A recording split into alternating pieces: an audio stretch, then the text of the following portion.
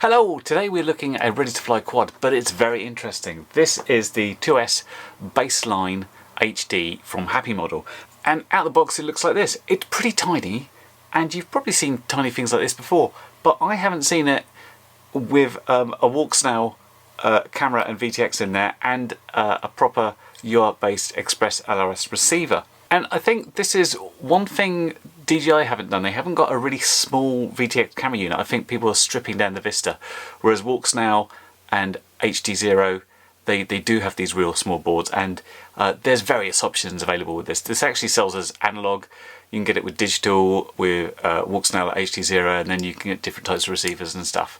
And it was very kindly supplied by my friend Gaff over at YourFPV. If you're in the UK, don't forget to check his store out, and there'll be links down below for later. But for now, what I thought I'd do, I'd go in a little bit of close-up just to say what we've got here and how it all works, and then I'll be looking at how we configure it. There's lots of little bits to do here. We've got the WalkSnail board to potentially configure. It's got 8 gigs of internal memory, so we can certainly put the latest firmware on there and upgrade it.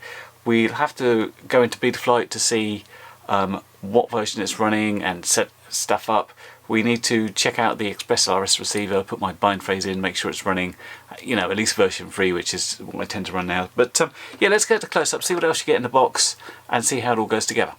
Okay, well here's the box, and this is how it came. And in here we have some spare props, some screws, a screwdriver, little bits of pad to replace bits and pieces coming off, I guess. The actual quad itself, we'll just come back to that in a second. We've got this USB lead. You'll notice one of the ends is a bit peculiar. This is so you can connect the WalkSnail stuff up to USB, so that way you can get footage of it, you can put firmware back onto it, that sort of thing. Then you've got this, which looks like it's going to be for connecting to Betaflight. So you've got a little USB micro going to a USB-C on weird right angles. I have to have a look where the actual USB adapter is. You've got a spare canopy. I think this is pretty much exactly the same as what's on it right now, I guess, in case you break it. Get 2 of these identical TPU, and these are for putting batteries on underneath. You've got those 2 screws there, that would go in there, and then your 2S battery would slide in there. I don't know if I've got many 2S batteries, A, that dimension, and B, with an XT30. That's going to be an interesting thing. Got this small cable tie. I guess we could get that ELRS antenna a bit better in there. And you've got some stickers. What you generally don't get with HappyModel, I notice, is much in the way of documentation. Certainly nothing in the box, and there's not all that much on the website. So you kind of got to figure things out as it is. So if we just try and get in a little bit closer here, you can see this top board here, and this is the actual WalkSnail board. This is an Avatar Mini 1S, and it runs on 5 volts. It's got a 350 milliwatt VTX on board, which is interesting. It's very interesting to see if the goggles know that, because at the moment they go from 25 up to 1200. I'd expect this goes like maybe 25, 200, 350, something like that, but we'll have to see if they talk back or forth. Over here, if you have a look at that white bit there, this is where you'd plug this guy in, so you can connect it to USB. As I said, 8 gig of storage, and obviously the first thing I'll be doing is putting the latest firmware on it. But as you're going across, of course, you can record your footage to there. It doesn't do anything like gyroflow, but it just records your HD footage without, you know, any digital artifacts or and a high resolution as well. Quite hidden away and hard to see there, but that's the button that we'd use for binding to the goggles and telling it that we've got new firmware to upgrade. And there is the little USB port for the Betaflight control. Be interested to see what version this is on, as you need 4.4 to get the nice big display on the OSD, else it's a little bit more compressed. The ELRS receiver is difficult to see. It's in between the boards, just sort of crushed in there, and here's the full-size antenna coming out, so you should get a decent range. It's fairly light. I haven't weighed it yet. I will do later and check it with the battery, see what it's like. But yeah, first thing I'll do is get this sorted out. As I said, I'll update the the WalkSnail firmware. I'll check ELRS and update that with my passphrase, and then we'll put it on Betaflight and see what it's set to at the moment, see what we need to do before we can take it out for a flight. And I need to see if I've got batteries that fit that, or I have to come up with some other method of doing things. Anyway, let's get it configured. So here's the WalkSnail board plugged into USB, and there was no indication of what firmware it was, so I just updated the latest version. That was fine. The ELRS was on version 3.01, so I updated my passphrase to it. It was a little bit flaky, the Wi-Fi. It didn't seem to want to connect very well. And while I was doing all of this, I had to run I've got this little 12-volt fan because that board will overheat if you don't. So let's get on to Betaflight. Okay, we've got this thing hooked up to Betaflight, so let's go through it quickly. Apologies if you can hear a fan. This is to cool down the VTX while I've just got it sat there and plugged in. So, ports wise, we've got serial RX, and presumably UART1's acting as the HD display. You notice this is running 431, so we don't have access to that larger screen area for WalkSnail that we would on 4.4, but I'm going to run it as is for now. Configuration all looks pretty basic. There's some stuff I'm going to turn off here. I don't like air mode on all the time, that sort of thing. File save, yep, drop. Pit tuning hasn't been messed with. It's interesting, look at the quad spin around there. We go to receiver, and let me move my throttle stick. Ah, look, that's the pitch stick. This is probably the channel mount. We've got TAER. I'm normally AETR. Let's try that. So, throttle, roll, pitch, yaw. That's better. That's looking good, isn't it? So that's that bit. Mode-wise, they've set up arming and angle and flip, so there's some stuff to do there. And the only other interesting one, let's check this out, D-Shot 600 and D-Shot 300 rather in reverse, and it's got bidirectional D-Shot, which is nice. The OSD, ooh, interesting, we're running that. Okay, some bits and bobs just to sort out there, but I'll sort that. I'll do something with this, and yeah, we'll take it from there.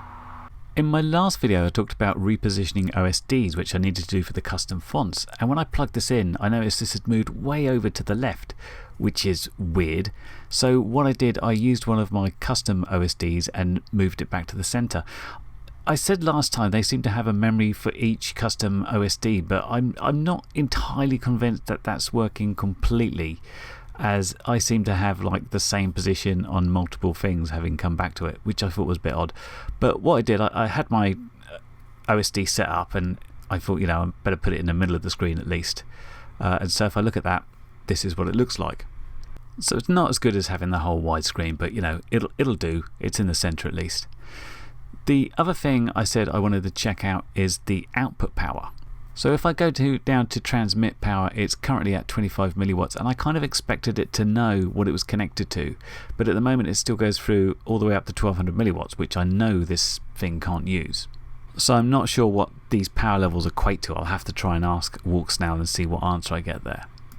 In my last video I said that WalkSnail came back to me and said that the zoom tab isn't implemented yet, but I had a comment here from Wattage 2007 saying the zoom tab's for diagnostics mode, and if you go all the way down to 10% it will show diagnostics, which it does. Look at that, it's secret debug mode. I think, reading between the lines, what WalkSnail's saying, it's not implemented as in zooming the screen, but yeah, you can get to a little secret debug menu, which may be handy for some people.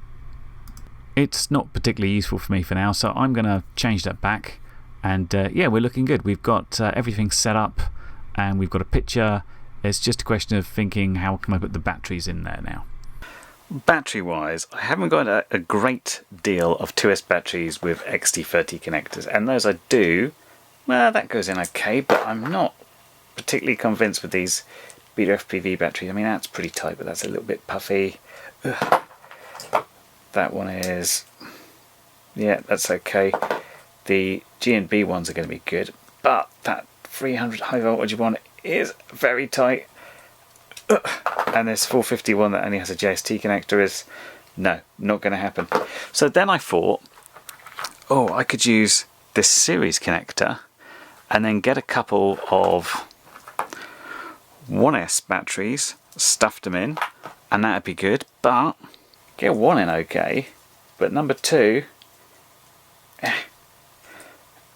yeah, I mean I can just about do it here when my finger's nowhere near the quad, but that is distorting, and I don't think that's going to be easy to do when in the quad. The other thing I had back when I used to fly the first load of sort of little 2S quads, and when toothpicks came, it was very much 3S. I've got these guys, a couple of these, I've got a couple of these, and these are larger. They have JSTs, and you might be thinking, well, you can't put enough through them.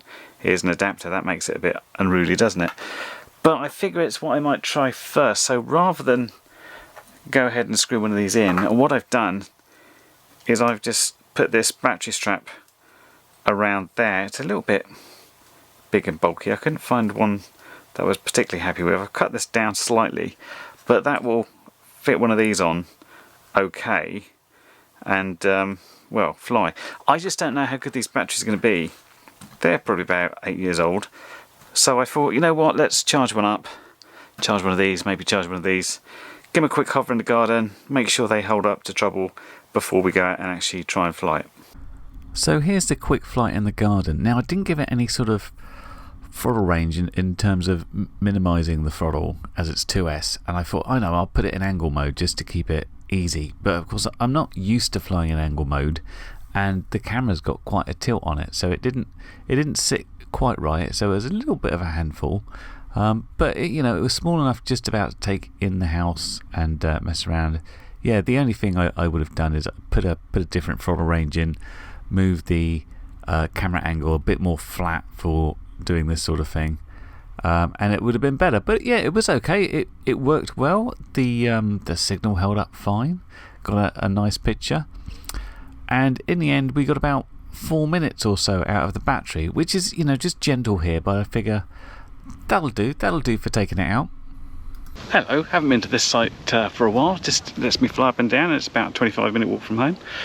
We're ready to test, except I got here thinking I packed everything and I've forgotten the little adapter cable that lets me use the JST batteries, which are most of my decent batteries, so I might have to do a walk home. But I've got a couple of batteries, which I think are the worst ones, just to get a feel for how it just flies in the open. So we'll check that out and see what happens. So my plan here was to fly down to the end, which I've done on some analog squads before, and then come on back just to see how the picture holds up. I still wasn't sure what power I'm using on the VTX. That's a real issue. I whacked the power up on the goggles to like 1000 milliwatts, thinking that would translate into at least 350, but it's hard to tell. But I did notice we are in Smear City here. We've got the very sort of dense leaves and dense grass, and yeah, I was getting some hits there, both on the picture going very bad. You can see the bitrate drop and then the latency stretch out. This felt to me like we just had these little sort of third of a second little freezes, which is a bit frightening. You can't really see it on the DVR, because what the DVR does is sort of skip when it goes really bad and just goes to the next bit. But yeah, we had nasty picture and latency right down the end of that bit. So that was an interesting thing. And yeah, it's really fighting with the detail. Once we get really dense amounts of detail, and we've got, you know, millions of blades of grass and lots of leaves, it seems like the compression algorithm just says, I know, let's just colour this green because there's too much detail here. And I'm uploading this in 4K to give, you know, YouTube the best chance of compressing it. So I'm hoping that'll come off. And it's really weird, because sometimes you see perfect detail and in other bits it kind of just smears the colour together. That was a quick blip of the throttle, and I do notice that at full throttle we get some oscillations from the squad. It's not something I was doing very often because I've got very bad batteries, but yeah, it's definitely there. what I'm doing here, I'm just testing things like dives and, you know, some light acro just to make sure it handles it. There wasn't any yaw washout or anything. And, you know, it's not really a traditional whoop, so that was absolutely fine. And yeah, it held together okay. I was just a bit perturbed by losing a bit of signal as I went down the end there, and I don't like, you know, whereas some of it smears and some of it looks really good. Well, I'd just like it to be a bit more consistent, but the actual quad handled pretty well. Here's a couple of external fly past shots.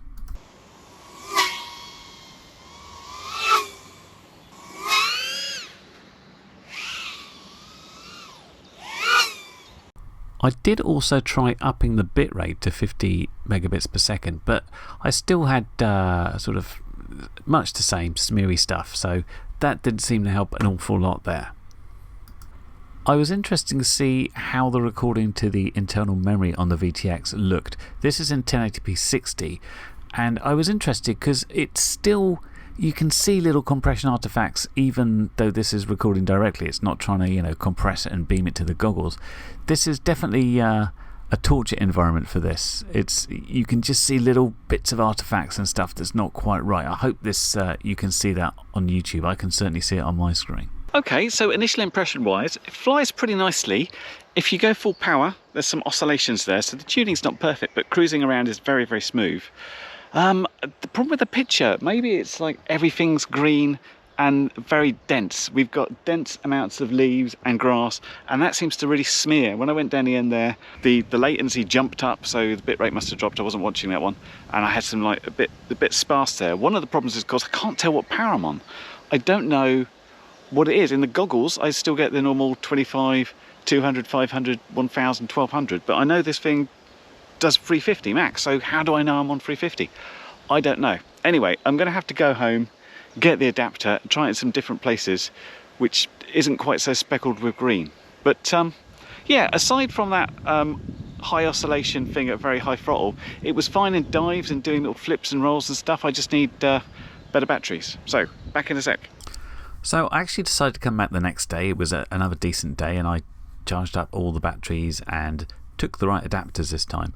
And this is the sort of the woods I fly, and you might recognise this if you've watched some of my other videos. It's where I take the sort of little whoops and toothpicks when I want to fly outside. And what I'm doing first off is I'm just having this exploratory little fly just to make sure things hold up. And I have to say, this is a world of difference to yesterday. It just seems that having some different colours and without the very sort of dense green everywhere, the compression doesn't have a problem. We're getting a beautiful picture. You can really see it's HD now in the goggles, and I'm flying along having a great time. And we seem to get great bit rate, low latency all down here, so this is all great.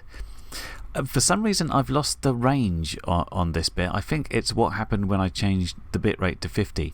I actually find that quite useful. If you've noticed it down the bottom before, it's fairly accurate. I've checked it against a GPS, and it's a good way of being able to find your quad if it goes down. You just look at how far away it is, as long as it's still on and transmitting, and you can sort of look at the goggles and say, you know, I'm getting closer, I'm getting further away. And on a quad like this, where the D-shot beeper is pretty quiet, you'll need to be very close to it before you can actually hear those little beepers. Anyway, this is going well. I'm finding all the nice little lines through the trees. The only thing I'd mention about it, and I can't work out if it's purely a power to weight ratio thing, is when I'm going into sort of big turns and stuff, I notice it seems like it has a lot of inertia, and I'm thinking these are quite big batteries for the size. I'm flying 450s and 550s, and is it perhaps the case that I'm more used to a toothpick being a 3S, and the amount of throttle you have there means you have sort of an instant turn? It's perhaps that, in combination with the battery being a bit heavy and not so much power. So perhaps the power to weight ratio is not suited for doing really quick explosive stuff, but just cruising around doing, you know, fun things around the trees is pretty nice. You just got to be careful on the cornering. I think this is something to get used to. All quads fly a little bit different. This one, you need a little bit more oomph when you want to do a very fast turn. You need to really throttle back out of it. Now, I did have a bit of an odd instance here with going through this tree. You might recognise this tree. I always use this tree to do little tricks through. And what happened was I decided to go through it and do a front flip. And it's the most bizarre thing. I literally got halfway through the flip. The image froze completely. I got telemetry lost even before the quad hit the ground. And I had a complete disconnection. It was the most curious thing. It's like I've hit the most perfect null. I mean, I am sideways onto the quad, but I've got no problem flying all around it everywhere except when I went over. And it literally, not only did my image just completely freeze, you'll see the final frame just coming up here. This also caused the internal recording on the VTX to corrupt. So I thought, this is impossible. I'll do that again. Let me just make sure I can do it, get straight back on the horse and stuff. So I was like, okay, coming up, going over, froze again. And you can see when it comes back to life, it's completely lost all signal, which I couldn't really explain. So I thought, I know, I'll go the other way and front flip it. Then I know I've got the signal. And then I decided not to do it correctly. So, just to make sure I didn't get in my head about it, I thought, let's try it again. Let's get this done. 4th time lucky. Yay. I don't know if that was worth it in the end, but, we got through it. But, yeah, I'm loving this in the woods. Aside from that really weird thing, I can, line up on anything. There's still a question of, ghost branches can be a problem because you've still got the contrast issue. You can see the branch, but when it's against a bright sky, it may still disappear because of the way the lighting and aperture of the camera works. It can kind of be disguised there. But yeah, everything's working really nice in the woods. So then it was really just a case of putting more batteries through it. I did a bunch more batteries in the woods. I went out to this place where I could have a slightly different view, and this is sort of over stone along the side there. Again, you can see there's a bit of a smear on the stone as you go further out, but as you're in close, which is better, that kind of looks okay. I was trying to do some tree dives here, and I must admit to being slightly out of practice, and the quad didn't quite want to fly how I wanted it to, which is normally I throw it up to the tree, I throttle off and I come down. This seemed to move forward a bit. I don't think I quite had my angles right, but yeah, flying it along here was pretty nice. Again, the signal holds up really nicely. I don't get any sort of little bitrate fall-offs or latency spikes, which I liked. Again, we're not going too far. In that first section where it was just trees and grass, it was also a bit more distance I went there. But yeah, this is looking good, isn't it? I've got absolutely no complaints. I'm enjoying flying around and just having a good old time. I did a few batteries here, and the idea was I noticed this is a bit more accessible and I could get to the sort of edge of the trees, and I thought let's try doing some tree dives. It wasn't going very well. I think I'm so out of practice here. The battery's screaming at me, and it's pretty windy up there. This is a very little quad, and when you take it up high, you really do notice the wind having more an effect. It's a little bit more shaky. It's a fairly smooth flying quad, but yeah, in the wind it's like, whoo, this is something else. But yeah, aside from the fact I was pretty out of practice at tree dives and stuff, it's going really nicely still. I'm having a good fun time. I like the fact you can pretty much just take this thing to, like, where there's a few trees around it and have a pretty good time. So I thought what a good idea might be is to go back to the problem area from the previous day, but put focus mode on, which I hadn't tried before. And the WalkSnail people told me it was like DJI Focus but more radical, and I thought, well, that sounds interesting. So this is focus mode on auto, and what that means, it will kick in if there's a problem. So I thought, if I go the same way I went yesterday, I should hit a problem and I should see it. And my goodness, look at that. It's like it turned your phone from landscape to portrait almost. However, the good thing about this is, although it's pretty ugly on the sides and stuff, you still get the middle section retained. What is different about this, and it won't be evident from the DVR, because as I said, on yesterday's flight we had a sort of third of a second that was just sort of frozen, and I was like, what's going on? Because that feels like a very long time when you're flying. On this, on the worst section, there was this tiny judder, but I felt like control was retained, and there was no actual problem in the picture. So if you're in a particular problematic area, I would recommend putting it on. For everyday flying, if you haven't got a problem, I'd say no, don't do it, because you certainly do notice that the sides have become complete pixels. But I think if you're going to do it, you might as well do it like that. It's kind of like, let's throw away everything at the sides, let's concentrate in the middle so we know where we're going, and go with that. So yeah, that was pretty good. As far as the HD recording goes, which you're seeing some of now, it's absolutely fine. It's 1080p 60. It obviously doesn't have any sort of digital noise or artifacts that you would have got in the goggles, which is quite nice. I would say it's, you couldn't use this as a cinematography drone. It's not going to be as good as sort of getting sort of GoPro standard, but it's certainly good enough for sharing on YouTube and just showing your friends what you were doing there. I think one thing to mention about the internal memory is it's only 8 gig. So on that day of flying where I went through about 6 or 7 batteries, by the end of the day I was almost full. I only had 1.5 gig left, and you can just see that if I show you this picture here, and you can see that the S009 and S011s were the 2 corrupted flights from that loss of signal there. But yeah, make sure you clean this out, empty out the memory, ready to go again for the next time if you intend to use this. Well, this little guy is fun. I still can't believe in there is a digital VTX camera, and it's even got Express LRS. This is a great little quad for flying anywhere, and I particularly think it's suited for smaller environments, through the woods, in the trees, through the little lanes like that. You put this in a big field, because it's not super fast, it might just feel like you're sort of chugging along a bit, but it's a good way of getting used to it, I guess. It also holds up pretty well to a crash. I crashed it a lot. I don't think I showed you them all. I hit trees and grass, and when I was taking off sometimes I fell over. All I've got here is a couple of little bent props which I might replace, because that later footage was a little bit wobblier than the initial footage. But again, it is so light. Even with like a 450, 550 battery, this thing is pretty light. I should weigh it, shouldn't I? I forgot about that. Okay, quad plus this 450 battery, 80 grams. So even if you went a larger battery, you wouldn't be going anywhere near into the 250 grams category. It's pretty light. Are there any annoyances with it? Sure, it's very fiddly to get the 2 cables in you need to get the footage off. You have to get that tiny little USB cable in there. The right angled adapter is always like, you feel like you're going to break it. That is just a thing with these sorts of quads though. Power to weight ratio feels like a little bit off compared to a 3S toothpick. You just need to give it more oomph in the turn in order to come round, else it's going to drift out a little bit more.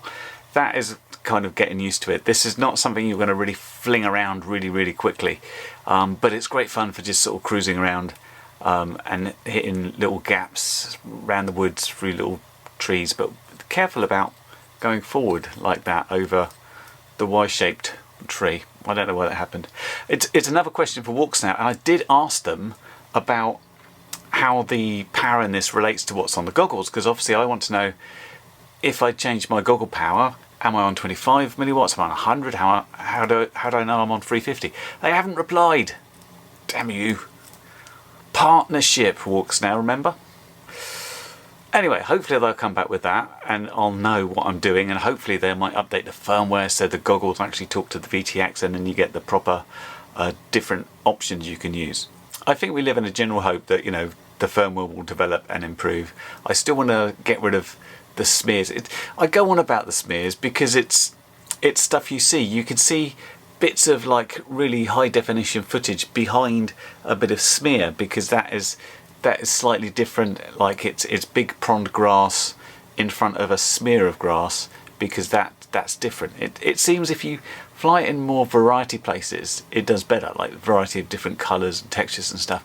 If you're all like, I'm all grass and trees, then it's like, this is just green and does that. But we'll see what happens. Anyway, this little quad, great fun, and I'll be flying it a lot more, because I want to do more testing on the WalkSnail system in general, and with this little thing I can just walk to those woods and fly it around. And I've now got a torture test to do as well by flying down that long corridor to see what will happen as the firmware changes and stuff like that. But this little guy has been the HappyModel Bassline HD and was very kindly supplied by Gaff. at YourFPV. And don't forget, especially if you're in the UK, check him out. There'll be links down below where you can get hold of this and other stuff on his store. Anyway, I hope in the meantime that's been helpful, and I will catch you next video. Bye for now. Well, you've made it to the end of the video, so thanks once again for watching. If you like what you saw, then please consider subscribing, and if you really like what you saw, then be sure to check out the link to my blog for a variety of ways in which you can help support this channel.